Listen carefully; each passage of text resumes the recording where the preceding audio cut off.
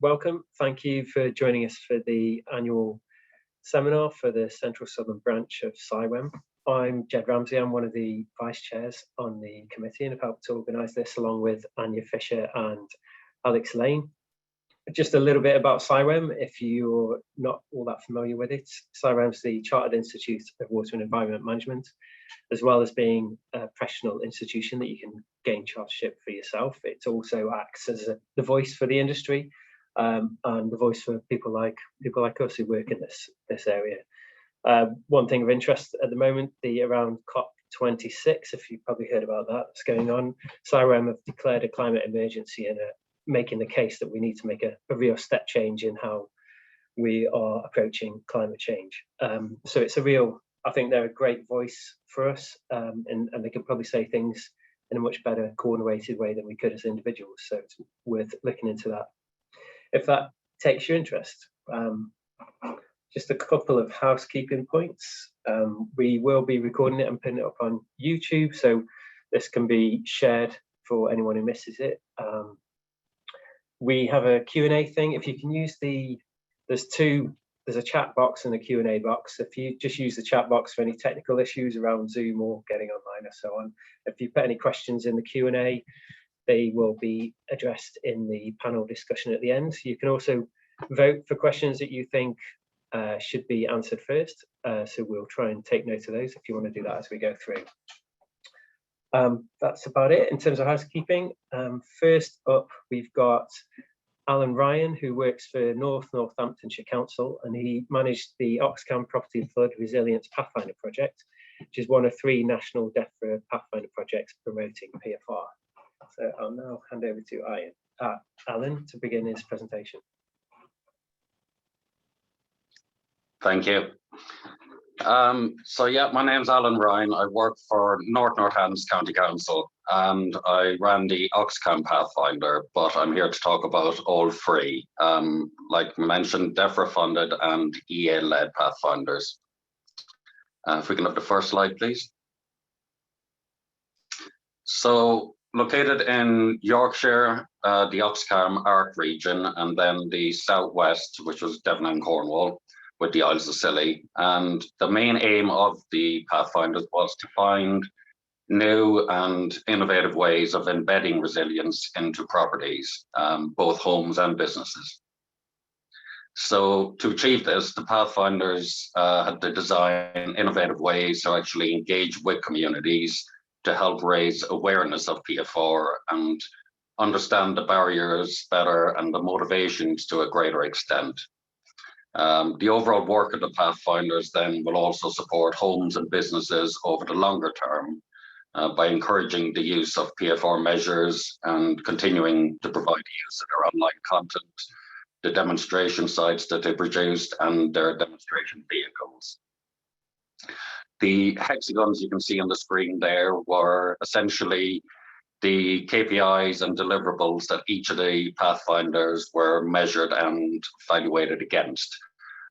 So all 3 Pathfinders had program level evaluation. We all had very much a similar steer and similar KPIs, but there were 3 Pathfinders, and the aim was very much to approach how we went about things in different ways to see what may or may not work best. So the next slide, please.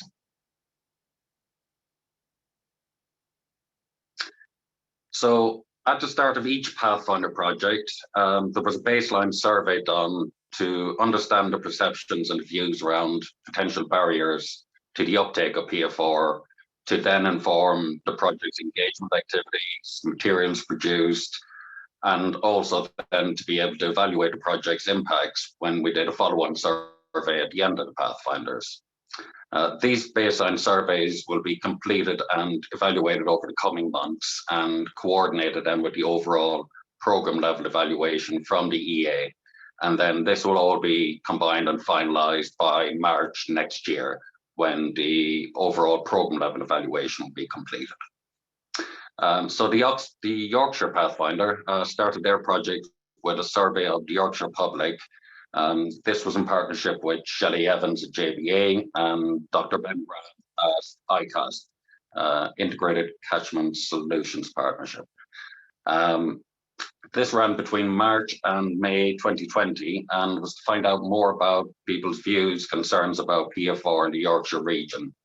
The findings in Yorkshire, though, were consistent with the other two Pathfinders and mostly confirmed the types of issues and concerns found elsewhere in the country and found previously. And I believe Terry's going to be speaking more about some of these issues. Some of the things that we faced, the most common factor was actually raised was a lack of understanding of what PFR is and the difference between resistance and recoverability approaches and what they actually mean and they do. A lot of people said they need to know more if they're to consider installing PFR. And it was noted that PFR isn't very well advertised on public platforms. And people don't know where to go to get information, and without this visibility in the market, it can actually be quite difficult to find information about PFR unless you're actually already fairly well informed about it. People were worried about the visual impact on their homes, including whether PFR would make it obvious their house was at flood risk, and then perception of reducing its value or causing insurance premiums to increase. There were also concerns about disruption during the installation process. People haven't been affected by flooding. They probably want to get back in their home or their workplace as soon as possible.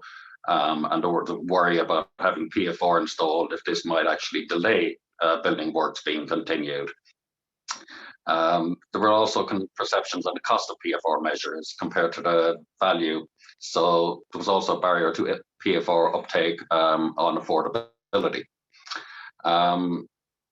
Most of these are things, like I say, that we pretty much knew or recognized already, but it was very, very important to actually understand people's real concerns and queries. So then this informed the direction we actually took in our projects. So all three Pathfinders took the results of their baseline surveys and then informed the direction and creation of the range of PFR awareness, information resources, and strategies on engagement, very much based on people's feedback.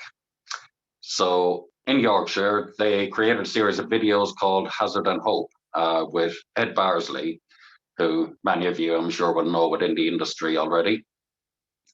They produced a series of real story articles, and these were about introducing larger capital schemes, local flood risk, and local misconceptions. And misconceptions is something that all three Pathfinders really tried to focus on so that we could get around some of these barriers that were highlighted to us. The expert views then were discussions they did from organizations including JBA, CIWEM, the Environment Agency, and with Flood Re as well. They produced online training, so for property owners and for landlords, and professionals from the property and flood sectors also. And the City of York Council are actually using this now for their own staff, which is great to see for the legacy of the training. There was a lot of online engagement with conferences, community groups, various different organizations, and they held a series of online discussions called climate cafes throughout the month of September. They also created a game which was designed to help children actually understand the importance of preparing for flooding. And then, as with each Pathfinder, their demonstration property, they hosted this at Wilberforce College. So they've got a learning lab for face-to-face training, and then a community centre with demonstration PFR measures. They've also created a model flood house, so you can see the difference before and after of a model house when flooded. The final thing is, as with all three Pathfinders as well, we were tasked with taking a piece of work and evaluating the current presence of PFR in the region, and then creating tools to identify benefits and the future of PFR roles elsewhere. So this was done by JBA for Yorkshire and was titled PFR Assured. And this has been fed back and then combined into a joint kind of proposal from all three Pathfinders back into Defra on how this could look going forwards.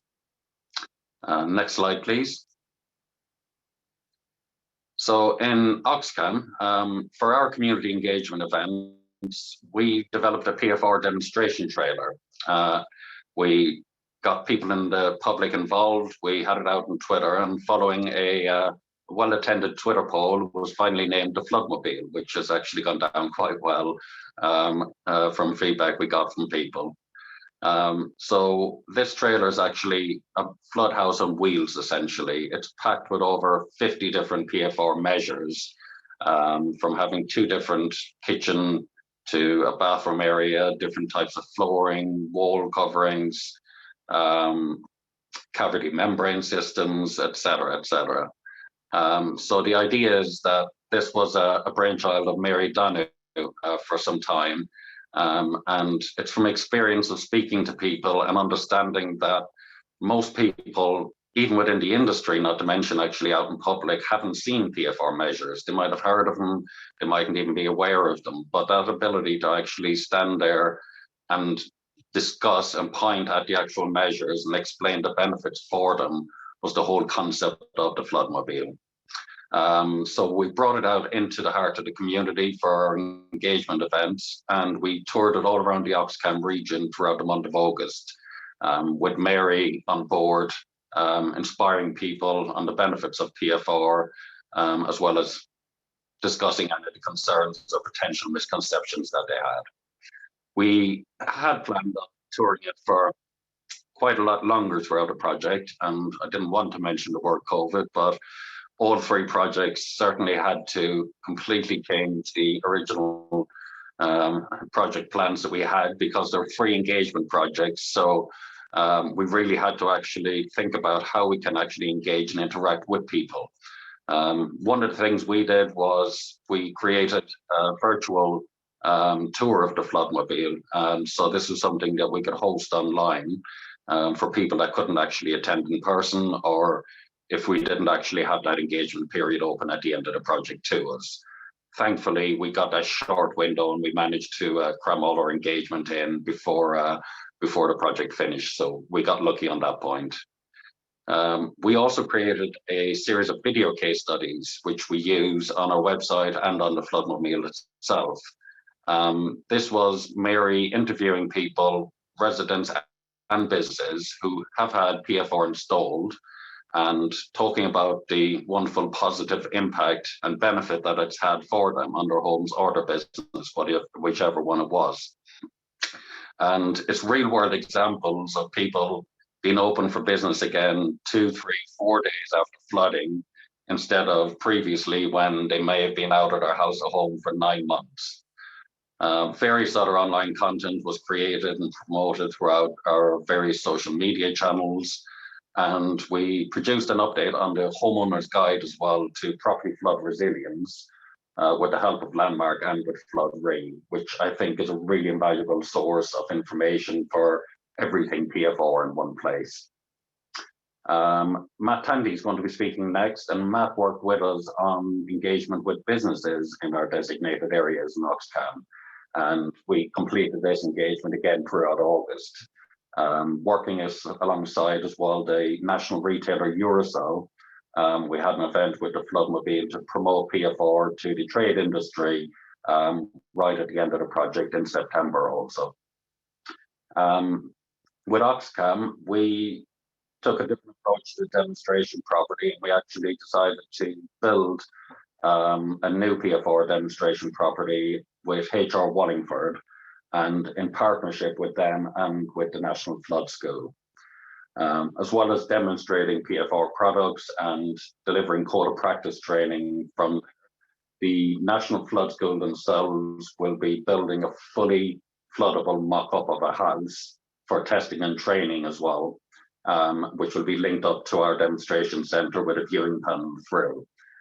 So really excited about that. We did make some delays with planning permission, but we are expecting it to be open before Christmas now. And on the next slide, please. And then the Southwest. The Southwest couldn't have built a flood for starters because it's way too big to get around those Cornish roads, which was something they had to consider. So they did a demonstration vehicle called the Flood Pod, which you can see in the top left. This was to support our engagement activity. So it contains some small PFR measures, but mainly acts as a host for resources, video case studies, training booklets, and in general provide a platform to meet residents to discuss the benefits of PFR and to signpost where relevant then. In the Southwest, they created the Be Flood Ready brand and website, and this is their information hub and one-stop shop for all things PFR for them. The Be Flood Ready branding runs through a whole host of resources then that they've created and hosted on their website, from their community hub to flood journey guidance and their training that they hosted, which is still online. They did the Be Flood Ready case studies or video case studies of people discussing the benefits of PFR also. And they produced the Understanding Property Flood Resilience Handbook. They produced an amazing animation, which was done by Aardman Animations down in Bristol. So they're the world famous creators of Wallace and Gromit. And they created a short film about PFR for excuse me, for flood professionals and for members of the public. We did a national animation as well, which I'm quite proud of, and it looks really good, but you really can tell that Aardman Animations created this animation, and I really would recommend you checking it out on their website. It's a really great story, and it gets the messaging across beautifully. There's also a series of animations on their website, which we use to good effect on the Floodmobile as well, showing the different PFR products and how they actually work. So for people that don't even understand PFR, they've never seen anything, it gives them a very quick overview in 10 to 15 seconds of what it does and how it actually works. So we found them very good for our engagement also. And then the Southwest demonstration property is situated down at Hartlands, Cornwall, which is a 19-acre beautiful heritage gateway site. It's got a footfall of over 250,000 people a year. It's all based around climate change as well. They've got a host of PFR products and resources then that they've produced and host there. They've also got an architectural model then of 2 semi-detached properties, one with PFR, one without. And then when flooded, the internal color changes show the effects of water actually getting in and water ingress. And then the final slide, please. So just to actually highlight the plethora of resources that we've actually created and that we want to get out there. The whole point of the Pathfinders is to learn, understand, and then disseminate elsewhere so that people don't have to actually repeat what we've done. As I mentioned, we had to change and move a lot of our plans to online and digital, but the really good thing about that is that it does leave a strong legacy element. And once online, then they're there for everyone to see and to share. So we've got listed out some of what we've created, but we've got PFR video case studies, print case studies, engagement materials for residents, businesses, code of practice training, which is going to be running over the next number of years in our demonstration properties, and a whole host of actual materials there, as well as having demonstration properties and demonstration trailers. I'm happy to say the Floodmobile is being booked out for numerous counties around us at the moment for their engagement activities. It's there for people to use, to get out there. And I'm also pleased to say FloodRe will be bringing it up to COP26 to Glasgow. So the point is that we've created all these really, really good resources that we want people to use and share. So please visit our websites and get in touch if there is anything else you need to know. Thank you. That's me. Thanks, Alan. Great presentation and fantastic to see all the resources that are available. Moving smoothly on, as you mentioned, we've got Matt Tandy up next. Matt Tandy is an Associate Director at AECOM. He's also a Chartered Water and Environment Manager and a recognised PFR specialist in the industry. He's delivered numerous PFR schemes across the UK and recently supported, as Alan mentioned, the Oxcam Pathfinder project. Okay, Matt, I'll hand over to you. Thank you very much for the introduction, Jed. Hopefully you can hear me okay. Yes, it's been really great to see everyone over the last few days, I think, on these webinars. And I've certainly recognised a few of these people from schemes that I've been involved in over the years, and I'm sure some of those people may recognise some of the examples I'm going to share with you today. I'm going to start by saying I love flood resilience. I love all sorts of flood resistance measures and also the philosophy of what we want to achieve. And the reason I mention this is because today I've been asked to sort of share my thoughts and experience from sort of having done lots of these schemes, and it may come across that I'm just sort of, I suppose, highlighting some concerns or perhaps some things that we need to consider. That it isn't always that straightforward, and schemes have lots of things that we need to think about. So anyone who's been involved, I suppose, with me over the years knows that I'm really supportive of what we do. And like I say, if you can just sort of consider that I really do love these measures, and it's I suppose what I'm sharing now is for you to give some ideas as to things that we need to consider. So if you could move to the next slide, please, Jed. There could have been lots of things, I suppose, I could have discussed with you, and we could have been on here for hours on end, but I wanted to try and identify a few things which I thought were either really important, things that seem to reoccur, or also some things that have occurred more recently. There's many other things as well that you could consider outside of those that I've got on screen there. I think it's important to sort of recognise that every scheme that we do presents its own issues, but we should see these as opportunities really for learning, not just for me as an individual, but for us as a whole industry. I think it's been mentioned throughout the last few days that as an industry, we are still fairly young-ish. Yes, the types of strategies that we like to talk about aren't new, and sort of flood resilience measures aren't new. And we only heard yesterday from Mary that she'd sort of been able to fit her resistance measures over 18 years ago. But the industry is still developing. There's still things we've got to learn, and there's still, I think, a long way for us to go. But hopefully through this shared learning, we're going to be able to get there together. Okay, if we go to the next slide, please, Jed. Listed buildings, this is one that people get really concerned about, and I've heard lots of times that some people say we just can't do these sorts of resilience measures on listed buildings, but that's not true. I've certainly been able to do this for all sorts of areas in the UK, but there is a need to consider these different things I've listed on there. It's all about the balance. We have to balance it, sort of historical value of the building that we're looking to protect. But at the same time, we do want to deliver something that works. It's got to prevent the water from entering if we can, or certainly help to manage it if it does enter. The challenge we have then is around the certified, like I suppose the measures that we're looking to include. So for example, quite often we'd like to include a door, but certified sort of doors on the market is sort of limited at the moment, particularly where the door itself has a sort of historical value. We can't just replace those out. And the example I give you on screen, there's a few barriers which have been installed, and I think they work really well. You can see they start to blend in with the building that's already there. We also have to balance the homeowner and their needs. Quite often they might be attached to their door. I know that might sound like a really silly thing, but it's not. People do get attached to doors.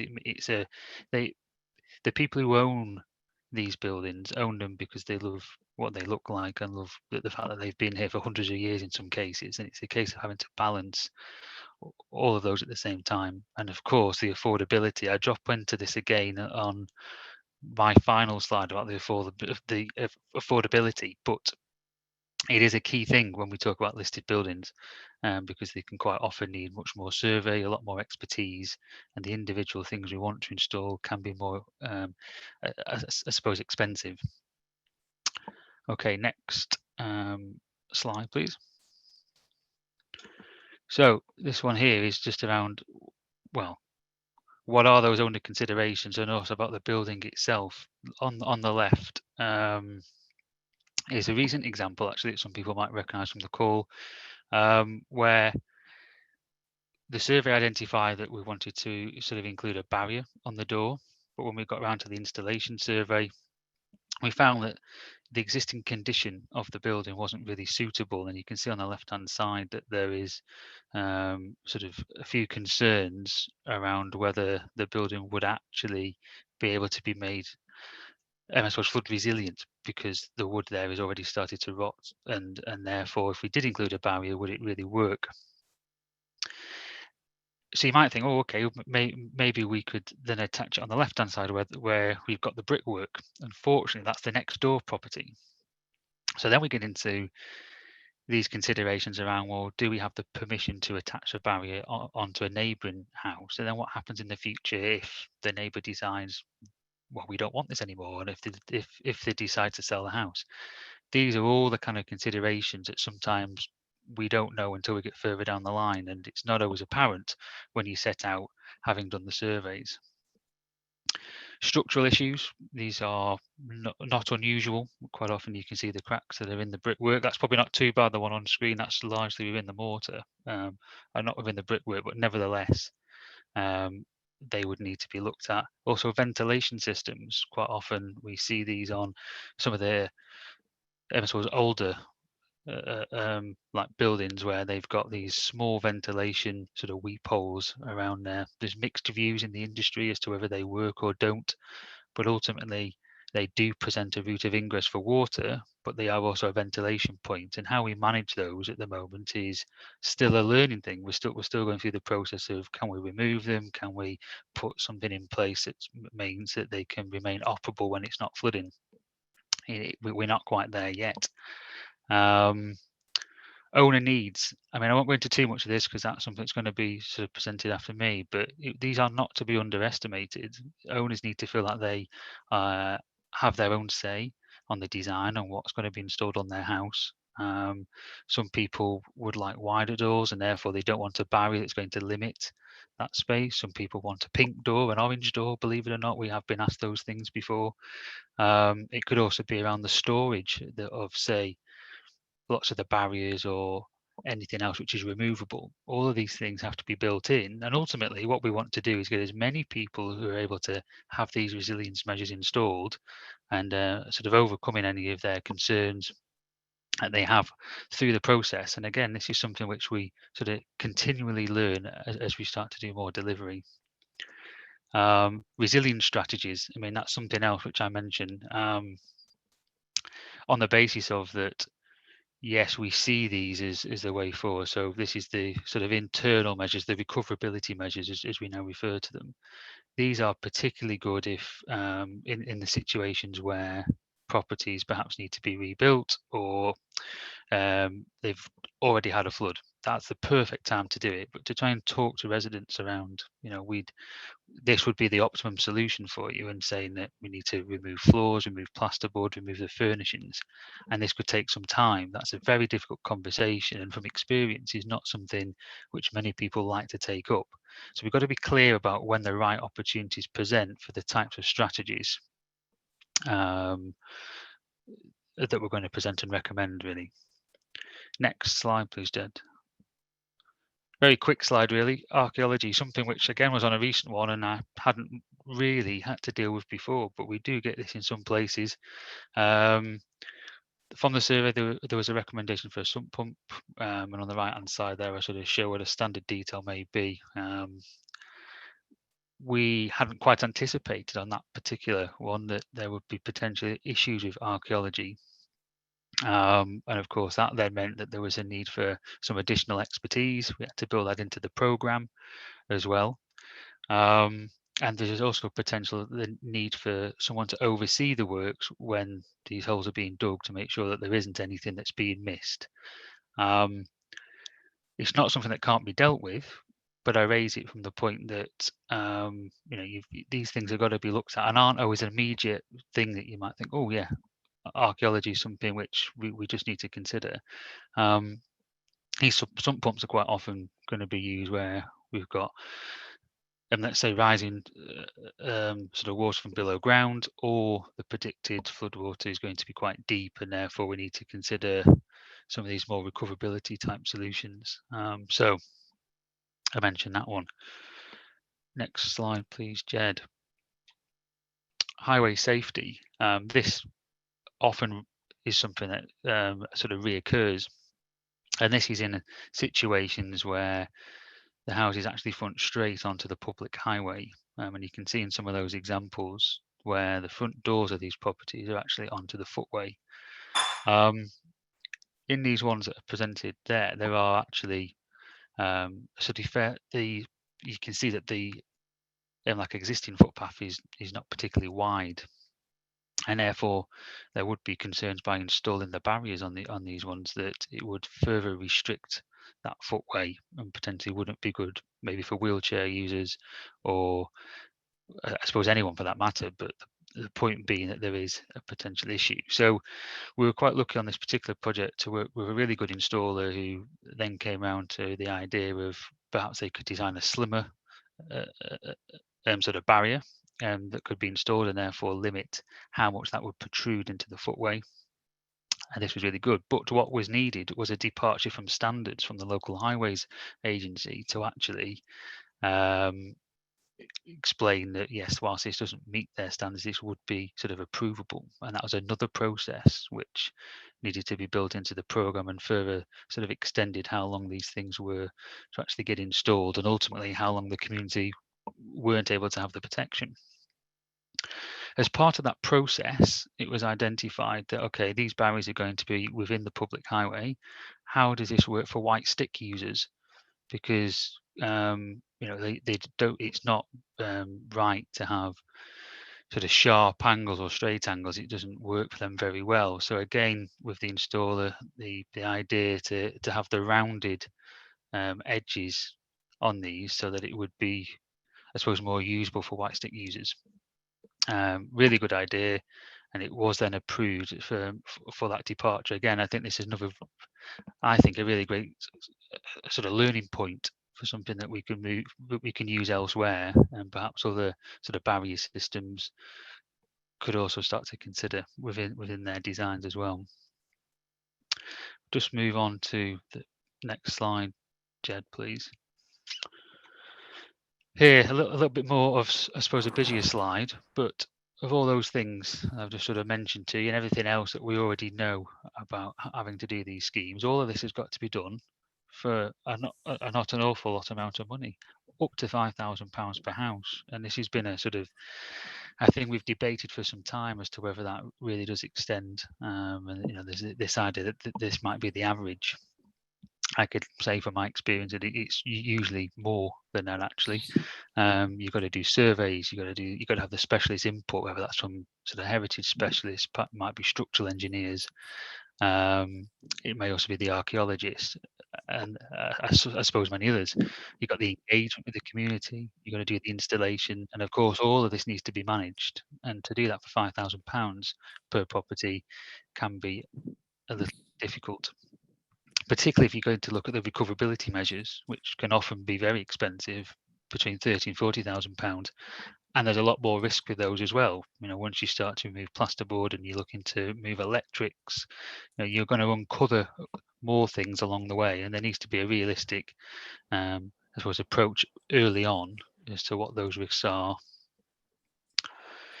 And moving around the wheel a little bit on the left-hand side for the budget, we look at how much is it to get things sort of certified. And it's been mentioned already this week that as we have the new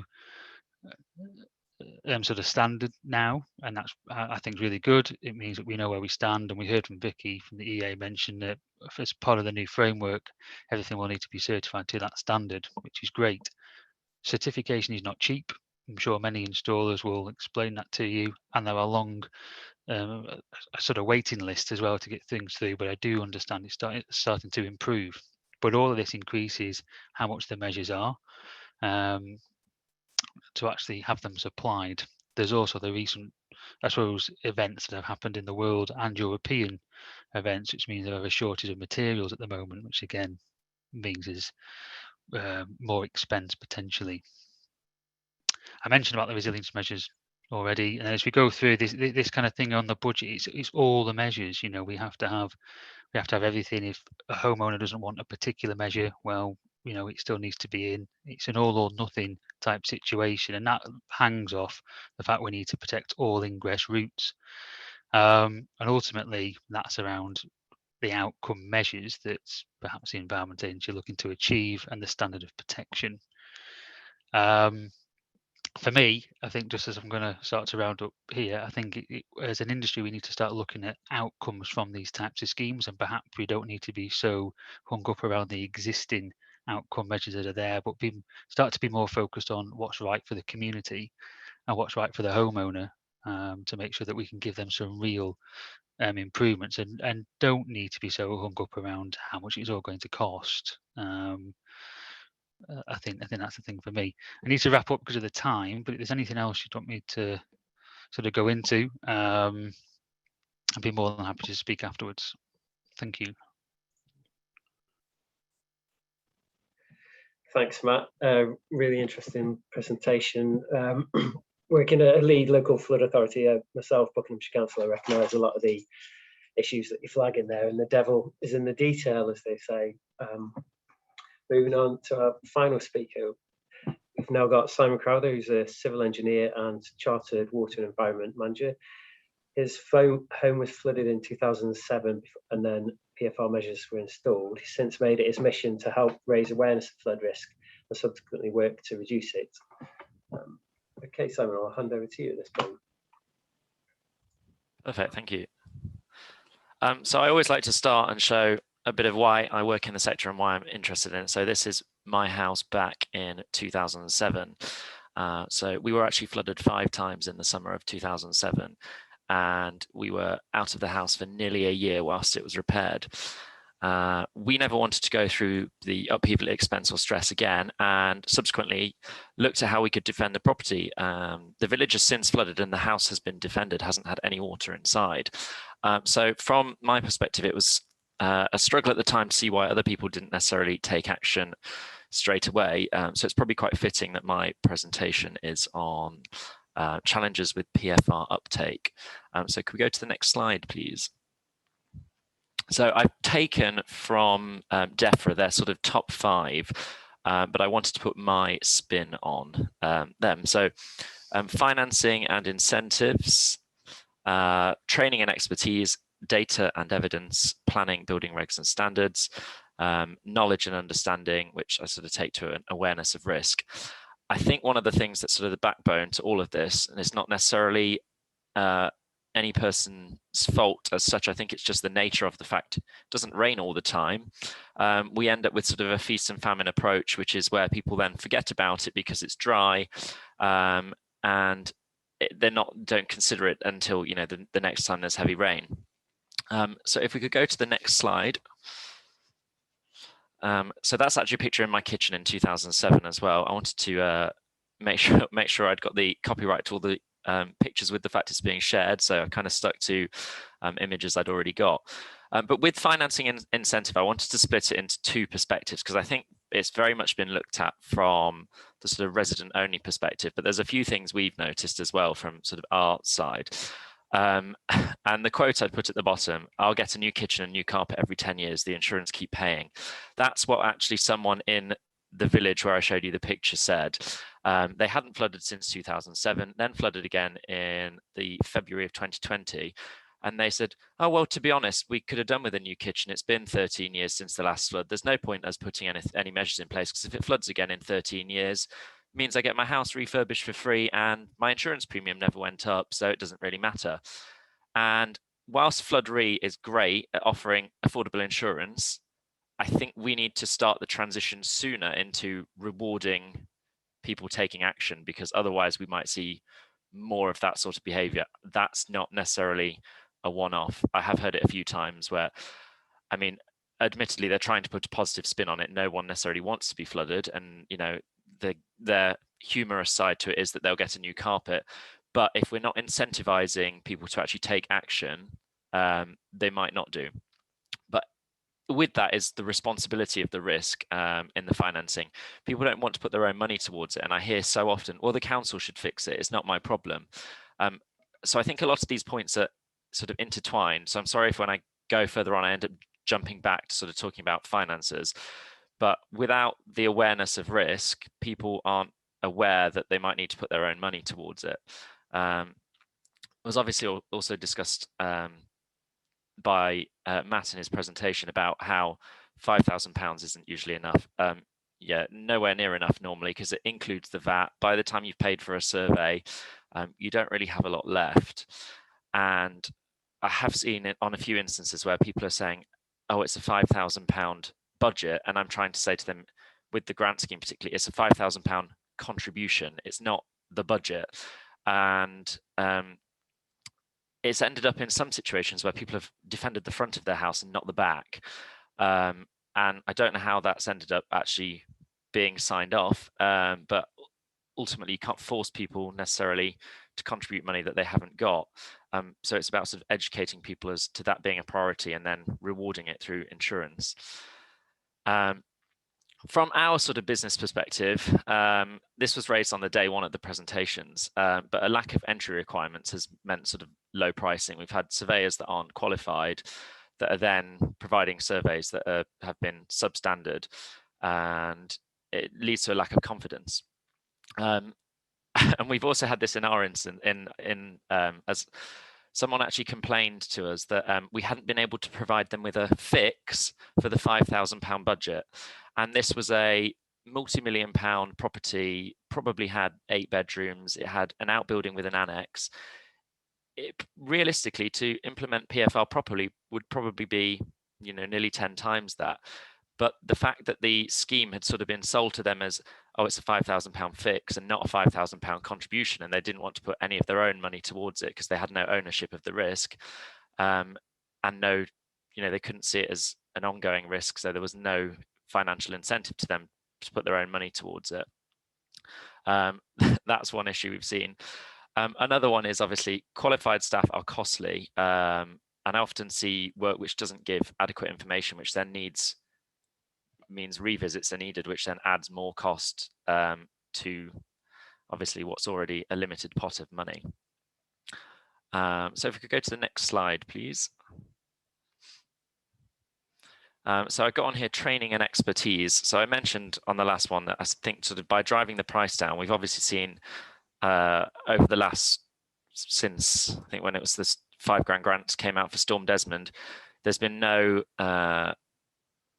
sort of allowance for inflation. But if we even look at an aluminium flood barrier, aluminium within the last 6 months has gone up in price by 40%. So what could have been done then can't be done now, and that hasn't been accounted for. But by sort of driving the price further down and down, we've meant that there's a lack of investment in training and expertise. I see a lot of lack of understanding, mostly within drainage. So surveys will just basically tick a box saying NRV, but on the survey they've not considered actually whether it's a foul system or a combined, whether even a toilet could be isolated through an NRV, whether it might need a new manhole chamber. It's not really good enough to just tick NRV without understanding the drainage, because ultimately then it needs a revisit, or it needs a CCTV drainage survey if they've not done any water testing, which is all added cost. So the sort of lack of expertise and training then pinches the first area. Another one I see regularly, which is not good at all, is a lack of expertise and training on people about the height of barriers. So a couple of years ago, I visited a school where a large insurance company had done a risk assessment for them, and the risk assessment came back and the recommendation was that they should fit flood barriers 1.6 meters high to a dining hall. When I went and had a look at the dining hall, it was clear the risk assessor had got no comprehension of building structure, probably very good at reading flood risk maps and interpreting data, but not how that actually reflected into reality. The building in areas was single skin. So general guidance is usually on a double skin wall up to 600 millimeters barrier. And if you have a structural assessment, potentially 900. Single skin realistically is more like 300 millimeters, and they were looking at 1600, which would probably cause the building to collapse. Now, whilst surveyors might think that they can sort of write a disclaimer, ultimately, if there's a building collapse, there's the potential for a fatality. You can't disclaimer away the potential for a fatality, and that liability could lie with the surveyor personally, as opposed to actually with the company. So they might think, oh, I'll get away with it. I can close the company, liability goes. You can't disclaimer away the responsibility for death. And I think this lack of training and expertise has led to certain instances like that. And I think if I hadn't to pick this up, there could have been a real issue. And this sort of lack of training and expertise leads to a lack of confidence. I've spoken with a lot of customers over the years who have been particularly disappointed with some of the surveys they've had. I've then had to spend considerable time where, you know, like I mentioned about drainage, they've had a tick box saying NRV, going through with them, actually trying to save them the cost of having a CCTV drainage survey by talking through their actual setup on site. And then they've then not been confident about the measures because it's, well, why did the survey not pick this up? Or so I think there's a lack of explanation from the lack of training and expertise. And again, I think this comes later, but there still aren't any barriers to market. There's not, although sort of the ABI say you should be a chartered surveyor or a civil engineer to be doing surveys, it's not enforced. So anyone can still be doing work. There's no barriers to entry, which again, if you've got no expertise, it leads to a loss of confidence, which then leads on to the next point on the same slide, which is data and evidence. So with a loss of confidence, if we're then not sure stuff's been done correctly, we can't necessarily build the data that we need. Alongside this, one of the particularly tricky things with the sector is that the fact the work we're doing today might not be tested for 30 years. There's a real time delay with actually obtaining the data that's relevant. And stuff, so there's one, I think Mary is online, but Mary and I both were in Alconbury Western, and there were a lot of measures there that were fitted over 10 years ago and have had no maintenance. And then the residents have said, oh, it's not worked, which isn't giving us the evidence we need, but really that's because it's not been maintained. So it's really difficult to actually build the evidence we need, because it's all right doing testing, but testing doesn't depict how it might act in reality. If ultimately you've got a kite marked flood barrier, that's amazing because the barrier is waterproof, but in the test it's against 2 other waterproof materials. A house isn't waterproof, so unless you're looking at everything, it's really hard to then collate the proper evidence, which is why sort of the flood resilience handbook is so good, because it gives real life case studies. We find the real life case studies quite hard to collect because people don't want to necessarily, again, advertise that their house has flooded or put their name to the house or even show what they've done. Built into data and evidence is mapping, which fortunately has improved significantly, and there's obviously further improvements happening in surface water mapping. But historically, a lack of data and evidence has driven a lack of awareness, particularly, as I say, in surface water flooding. But this is one thing I've noticed from working in the industry for the last 10 years is initially people sort of said, I don't want to fit flood protection because my house isn't on a flood map, and if I do that, it'll look like the house floods. But now, because surface water mapping was introduced and mapping's become much more accurate, their houses are being listed in a flood risk area anyway. So it's not a case of we'll try and hide the fact it ever flooded. It's we have to be honest about this. We're better surely to have shown we've done something, and then we can say in 10 years' time, we've done these measures, the house hasn't flooded or it's been able to recover really quickly, than doing nothing. So that's one transition I've really noticed, which is obviously through the improvement in mapping. There's also a lack of evidence, which makes it hard for insurers to recognise these benefits, which then obviously links back to there's not necessarily the financial incentives needed at the minute to encourage uptake. And again, a sort of lack of consistency then between different areas. So if we go to the next slide, please. So planning, building regs and standards. So building regulations could be altered, which would help uptake. So that's a kind of more, it took me a while to sort of get to the bottom and crux of this one, but it's more to do with actually shifting behaviours as a whole. So actually all modern buildings or all buildings when they're refitted, renovated, have to have electric points at a certain level. And then we stop going into a house thinking, why your electric's high? Oh, do you flood? So if we change it for everything and make resilience sort of integral, it then makes the flood mitigations, less of, oh, my house floods. So people are more willing to then retrospectively fit it. And then this is something I always say in the bottom: if you're not part of the solution, you're part of the problem. And I think that's massively a case with the fact of people tarmacking over driveways, new patios, not considering actually sustainable drainage or permeable paving, or the fact that everything we're all doing impacts people further downstream. It's not just for the people in the flood area to think about flooding. It's the people at the top of the hill as well who need to think about, actually, should we be installing rain gardens or water butts to help the people down the valley? That's something I'm hopeful actually through a sort of change we can drive and improve uptake. So if we could go to the next slide as well.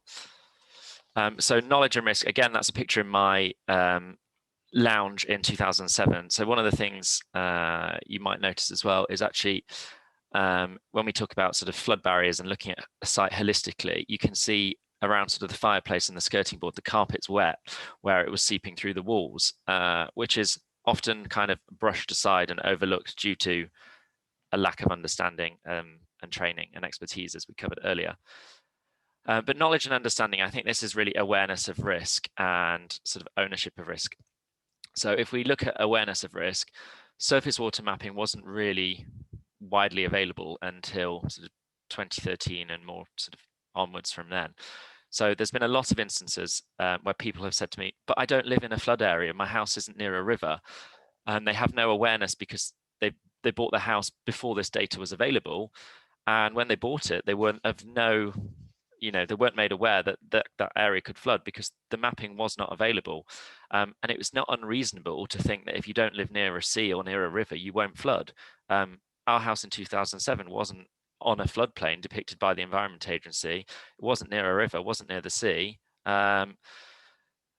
Fortunately, that's improving, but the problem is it's only necessarily now being flagged when people are moving house. If they've been there, especially longer than 10 years, they might not be aware of that. And it's not something that they would then consider to look because they think, well, I'm not near a river, so it doesn't affect me. And it can end up catching them out, particularly as we're having these intense rainfall events. Surface water actually affects more people than any other type of flooding combined. But if you mention surface water, I was recently on the TV and the presenter said to me, what even is that? People don't even know what surface water flooding is. So then we sort of have to talk of it as flash flooding. So if our terminology is not even clear at the outset, people aren't then going to consider the risk. We've got the issue as well with knowledge and understanding of it's a 1 in 100 year event. I saw an article recently of a village along from where I showed you where my house was, and the person flooded and they said, oh, well, it won't happen again for 100 years. So we obviously need to move away from that. And then at the minute, people aren't going to invest in PFR if they think they're not going to flood again for another 99 years, because it's not my problem. The house might not even be here then. Again, with knowledge and understanding, responsibilities. So I covered this earlier with people not wanting or not necessarily being willing to contribute, the fact that it's a £5,000 grant, not budget, and responsibilities of risk. Ultimately, the amount of times we hear, the council should fix it. There's no fix for flooding. Even if a big scheme is put in place, it doesn't get rid of the risk. It only minimizes it or reduces it. There's still a residual risk, which is trying to get people to understand that there will always be a risk, and therefore PFR is needed. I mean, even in certain instances, you can have the biggest scheme that's overwhelmed. So encouraging the benefits, even in those situations, but without actually making people feel responsible for that. It's the same as well. The council need to deliver sandbags. I mean, ultimately, sandbags aren't going to do anything. And then the increasing risk of, the property's never flooded before, the mapping must be wrong, is another one. So that's a sort of big one of knowledge and understanding. I'll start to wrap up. I've got one more slide if we could go to it. So this is another one I hear often. If we accept PFR, we won't get a proper scheme. As I've just mentioned, even with a proper scheme, it can be overwhelmed. So the PFR is always a benefit.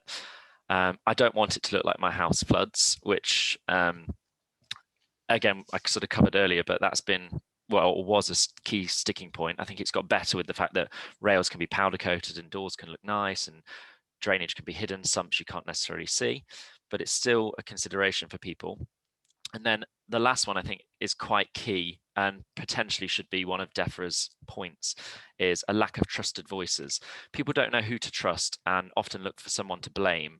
So like I said, the council should fix it. I often hear, oh, it was this environment agency's fault, they didn't clear the stream out, or the council's fault. The residents are then really unlikely, and I find this really unlikely, to trust the environment agency when they're also wanting to blame that agency. So they then don't know who to trust or where to look. And as I mentioned earlier, there's then not a prerequisite to give advice. Ultimately, I think you should potentially have to be chartered with CIWEM to be able to offer advice on the issue. But because there's no prerequisite for that, it leads to a lack of trusted voices. There's no register that people can look up of chartered flood surveyors, for instance, and that's the go-to place for advice. So it's all sort of through their own research, and people do different levels of research.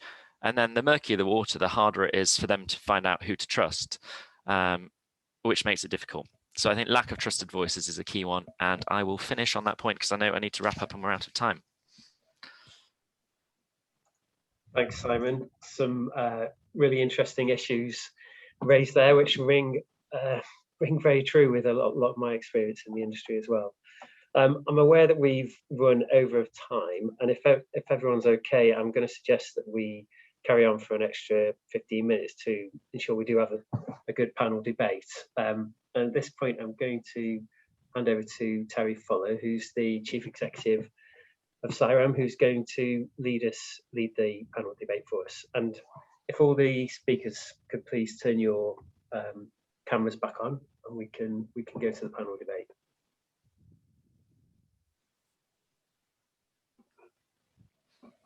Okay, thank you very much, Jed. Can you hear me okay? You perhaps just indicate. Yes, you're coming through, yes. Perfect, thank you very much. Well, massive thanks to Alan, Matt and Simon. Really fascinating presentations, and we've had a lot of questions come through. So, and we won't have time, unfortunately, to deal with those. But just to reassure you, these questions do not get lost. We record this information and we use it to inform future activities and events and things at CIWEM. So it's all really valuable. Okay, and a number of the questions I think are floating around two fairly significant themes. So I'm going to start with those and then we'll see how we go with time. The first sort of group of questions is very much around confidence in PFR measures and sort of managing people's expectations. So we have a question around, are we giving people a false sense of security when we install PFR measures on their property? And I think, you know, something that was mentioned by the speakers around the need to promote the uptake of PFR. I think that's a very significant issue. But of course, as we do get further into installing these measures, it's really important we preserve the credibility of them. Otherwise, it would then start to fall into perhaps disuse. So the question really is about managing people's expectations, the confidence that we give, and in fact, are we just giving people a false sense of security? So who would like to start with a response on that, please? Perhaps Well, I can... oh, sorry. Yeah, go. We'll go to you, Alan, and then we'll come to you, Alistair, if that's okay. Yeah, please, yeah, fine, yeah, thank you. Okay. I was just going to say, we dealt with this quite a lot with our community engagement, and we refer to the Code of Practice and BSI standard 85-1188 as being the reasons to have more confidence going forwards. Simon mentioned the event in Oldcombury that we did, and this was a pilot event before we did our engagement, and we learned a lot from that, as they had previously had PFR installed, but it was back in the 90s. People were left with flood doors and flood barriers that they never knew anything about. They weren't stored, they weren't maintained, and then when they go to use them, they thought PFR didn't work. So there's a big part in myth busting why PFR has failed, because usually it's incorrect storage or maintenance. On going forwards, then we've got more assurance from the Code of Practice and from the BSI standard. Okay. Well, that's, of course, that's true, but it's also true that any scheme, any measure, anything that's designed can be exceeded and will be at some point. So how do we manage people's expectations around that? Well, one thing I think that people are very, very surprised to hear is that flood doors still leak and they've got an accepted leakage rate. And I think people shouldn't hide behind this. It's much more difficult to talk about recoverability for this reason. People just want resistance, they want to keep it out, and that's it. I think on the 2 days ago, I saw the presentation, we were discussing having PFR behind having a large scheme in place, and whether you use it as a primary solution or as a backup, understanding how it can work effectively for you in your property, in your situation, understanding its limitations is absolutely key, so that you know what to actually expect in the case of a flood. Are you expecting water to come through? If it does, do you know what to actually do then? Excellent, thank you, Alan. Alistair. Yeah, I was. Thanks, Terry. And I didn't hear the whole of the session today, I'm afraid, because I was on an event that overran. So, but this certainly goes back to what we were talking about on Tuesday. The code of practice was always set up around resistance and recoverability, and this is managing people's expectations. If you look at the code of practice in its truest sense, you will realise there is a good chance that water can still get in. And it's about how do you then recover the property quickly from that. The other thing is it's a whole property concept. It's not just enough to stick a gate on your door, because as Simon quite rightly said, most brickwork leaks, water can come up to the floors. So to maintain confidence for the public, we have to tell them the truth, that it's the whole house we need to look at here. And some of these budgets or grants, as they really are only contributions, because in reality, common sense tells you to make a building waterproof, you're going to spend a lot more than 5,000 quid to actually stop the water coming through. So we have to be honest with people. I think the code of practice has been written in such a way that it is honest, because it talks about recoverability in the same as it talks about resistance. And I think before we had the code of practice, it was a free-for-all. At least we now have a standard and a way of working that we can follow and have some confidence in, because it is based on real learning that's happened in the industry over the last 10, 15 years. Yeah, well said, Alistair. Thank you. Any of our other panelists like to come in on that before we move on? I think it's already been covered, really. I mean, that sort of open and honesty part, and like you say, sort of explaining that this isn't going to be waterproofing. This is about sort of minimising impacts is the key. Understanding that, really. And that this is about trying to manage some of the smaller events, more frequent events. You're not going to get around the big event that perhaps is going to overtop. There will always be that residual risk, but this is about trying to improve the annual sort of rainfall impacts and trying to remove the stress of going on holiday or being able to go to work. You know, people can actually start to enjoy their life a bit more again. I think that's where we really make a difference. Thank you very much. Okay, so another question or series of questions is starting to look at this in a perhaps more strategic manner, and recognise that PFR is one of a basket of measures that we can look to for managing flood risk. And the question really is about whether or not PFR in certain places is actually there to buy us time, and whether there are, communities, for example, where actually with a changing climate and changing risk profile, those communities might look to have to relocate at some point in the future, and therefore PFR is a way of managing that relocation. Is that something that that you've thought about, Alan, perhaps in terms of the Pathfinder work? I think that the most important thing to understand is PFR is, as you say, it's one part of a jigsaw. It's not going to be the perfect solution, and it's usually not the solution for everybody. So I think it's probably does more damage to try and put forward PFR as this one solution fits all, whereas actually it may be in certain circumstances that it is buying you time. It may be that it's a backup to a large capital scheme. It may be that it's for a certain level of resilience, as you say, but it's not going to protect you in these 1 in 100, 1 in 300 year floods. So I think the whole important thing is actually, when you talk about strategically as a property, you have to think of the property as a whole and the flood risk as a whole, and what the correct solution is in this situation. What are you actually trying to achieve? Yeah, thanks very much, Alan. Anyone else like to come in on that point? I think, Terry, you used the term package or basket, package of measures, basket of measures. It definitely is a part of a whole mix. It isn't a one size fits all. It's not a panacea. It has to be done properly with proper considerations to what are the flood risks. And the trouble with big schemes is they have peripheries to them, so there'll always be a fringe that doesn't get defended. And it may just be that economically we can just reduce maybe the concentration of the big area flood defence, and then use PFR measures on the periphery where flood levels might only ever be maybe 200 or 300 millimetres or something like that. It's that kind of professional approach, which is why, again, big call out for Simon there. You need to be qualified, and obviously CIWEM is a big part of that. Indeed it is. Yeah, thanks very much, Alice. And I could wax lyrical about that, but I won't, because we really don't have time. But I think I want to move us on now to talk about funding, because it is central to this, isn't it? Who's going to pay for this work? What happens with households that can't afford to pay for it?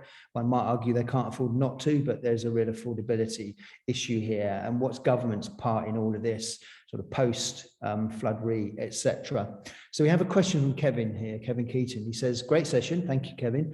On funding, can anyone summarise the position regarding the use of GIA, grant in aid funding for PFR? Who would like to sort of fill us in on what the current situation is, and indeed what it might need to morph into in the future? Big question, isn't it?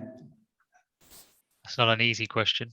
It's not an easy question. That's bombastic, Matt. Come on, give us some thoughts. Well, I can certainly give my perspective in terms of my understanding of where it's at now, and perhaps where I think it may need to go, and others can sort of add in as they think as well. But yes, the £5,000 is something that's been around since I've been involved, and I don't really think it's particularly altered over that time. We are starting to hear a few examples perhaps where that has increased to represent some of the local issues, or perhaps the types of sort of measures that are involved in the flood depths that are involved. Generally, how these kind of schemes are funded may be partly through like a grant in aid, FTGIA type sort of funding, as well as local levy as well, to try and make up some of the difference. And then, of course, trying to get some investment perhaps from the local authority, perhaps from the homeowners themselves, perhaps even, let's say, from businesses. That's how we've done it sort of historically, and when we still do. I think it was touched on perhaps yesterday around the insurance industry's sort of involvement in this going forward, and how they're wanting to build back something better than what we've got now. And again, we're starting to see some improvements, I think, in that actually it isn't just sort of replacing like for like, but actually trying to reduce the risk and manage it as we go forwards. I think all of those things will start to come together, but I do think there needs to be a realistic discussion around what the grant in aid limits are and what's actually needed, not just for the installation of the measures, but actually making these schemes successful. There is a lot of effort required for managing projects, for engaging with communities, for doing the surveys, getting the right people to do the specialist input. This isn't cheap.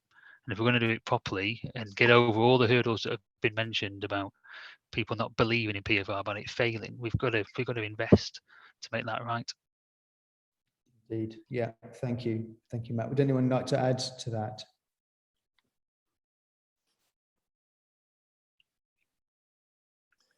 Unfortunately, it's not an area I have a lot of knowledge on, so I'm going to opt out of it, other than to say that in many ways it is a bit of a shared responsibility. It's not right just to think there's going to be the Environment Agency and the local authority that pick up all the tab. There has to be a community involved. I liked what Simon said earlier on about trying to encourage a community involvement in protecting flow for everybody.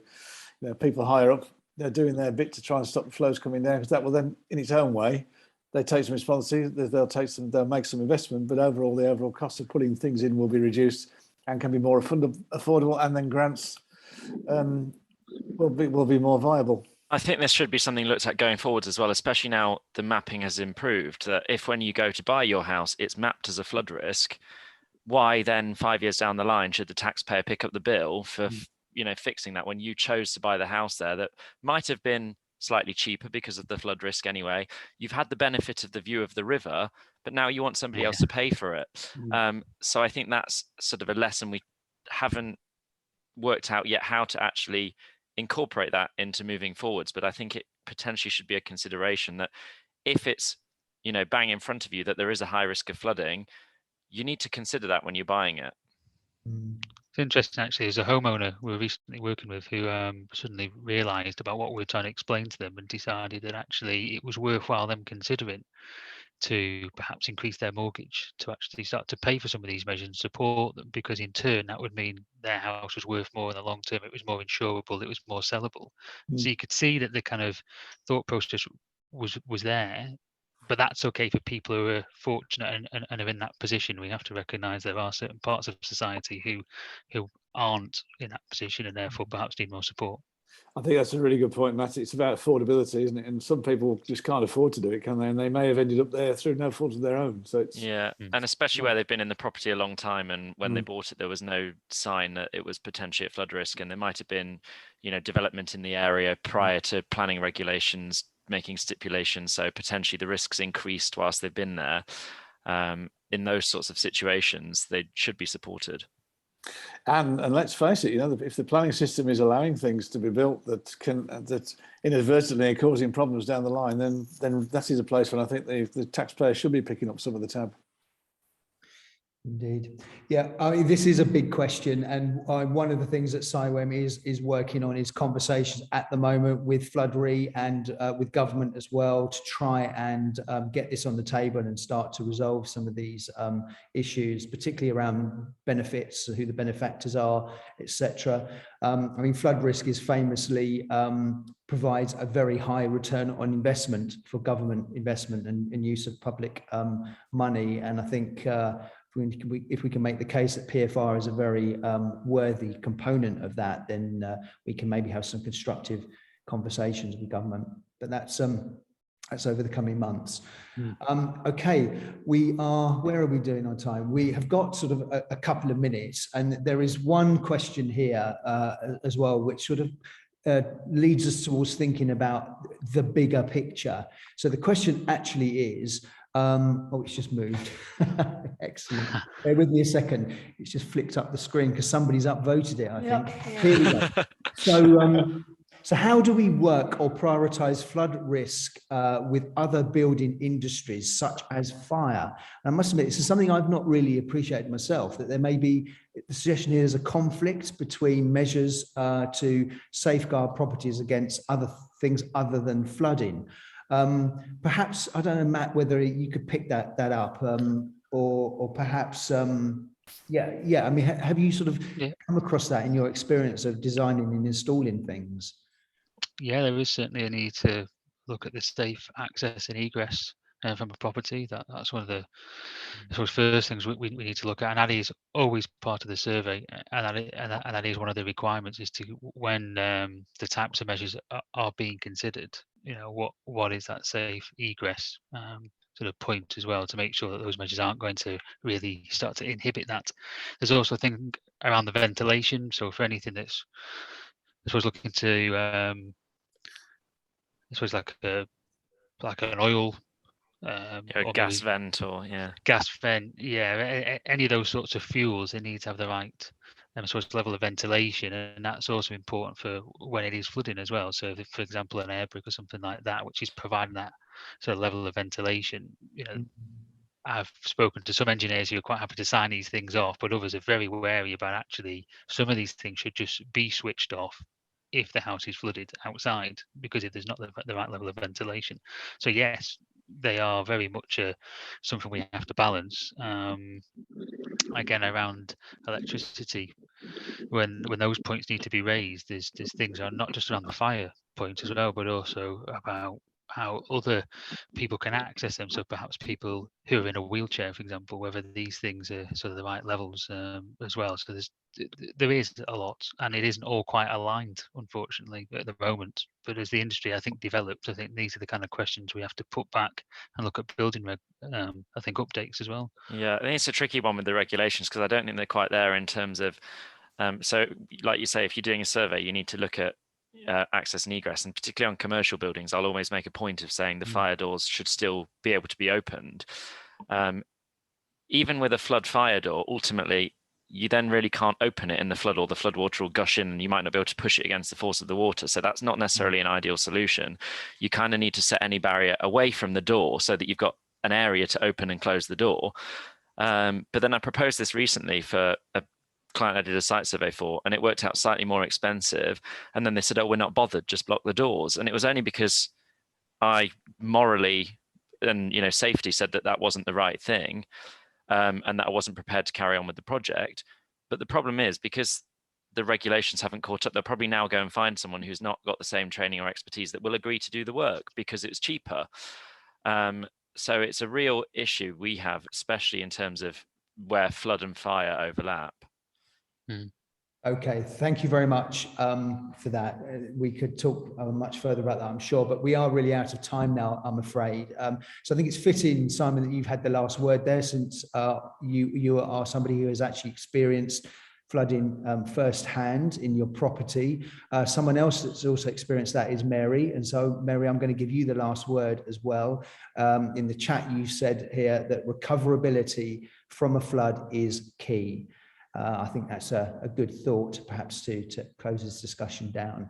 So I'm going to hand back to you, Jed, but just say thank you ever so much to our speakers, and a huge thanks to everyone that's attended this webinar today. And in fact, over the series, we've been really overwhelmed with how popular it's been. And so that tells us we need to do more of this, and we will.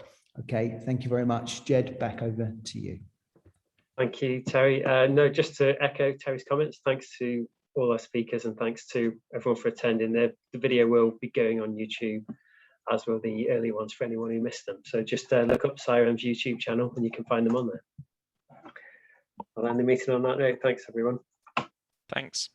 Thank you. Cheers. Thank you. Thank you, everyone.